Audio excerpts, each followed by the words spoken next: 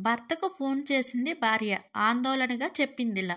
భార్య: ఏమండీ, కారు పని చేయడం లేదు, పాడైపోయినట్టుంది.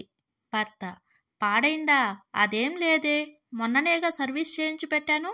సరే, ప్రాబ్లం ఏంటి? భార్య: కార్బోరేటర్లో నీరు చేరినట్టుందండి. భర్త: అవునా, ముందు సంగతి చెప్పు. నువ్విప్పుడు ఎక్కడ ఉన్నావు?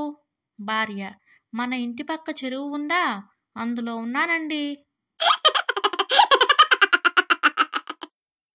నేను ఆఫీస్ నుండి వచ్చిన ప్రతిసారి ఆ ఆలస్యానికి కారణం చాలా రసవత్తరంగా వివరించి చెబుతాను మా ఆవిడకు సంజాయిషిగా.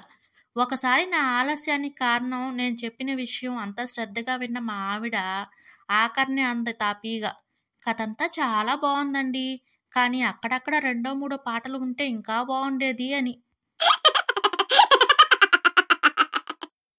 రఘు: మీరు సూపర్గా రాస్తారు మేడం. సుమతి: థ్యాంక్ యూ అండి. రఘు: చాలా బాగా రాస్తారు మేడం. సుమతి: మళ్ళీ థ్యాంక్ యూ సార్. రఘు: ఇంతకీ అది ఏ కంపెనీ పౌడర్ మేడం, మీ మొహానికి రాసేది? సుమతి: ఇప్పటిదాకా పొగిడింది నా కవిత్వం గురించి కాదా, నీ జిమ్మడిపోను. ఒకరోజు భార్య తన భర్తతో ఇలా అంటుంది. భార్య: గత వారం రాశి ఫలాల్లో మీ ఆదాయం 7, ఖర్చు 2 అని ఉంది. వారాంతంలో పట్టుకొచ్చి నాకు 3,000 ఇచ్చారేంటండి?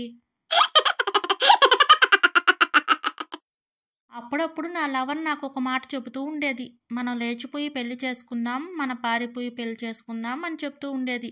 అది వెళ్ళిపోయి లేచిపోయింది, కానీ నన్ను తీసుకెళ్లడం మర్చిపోయింది. ప్రియాంక: వదినా, చీర దగదగా మెరిసిపోతుంది, టైట్ వాడతావా లేదా ఏరియల్ వాడతావా? సుమ: లేదు ప్రియాంక, మా ఆయన్ని వాడతా.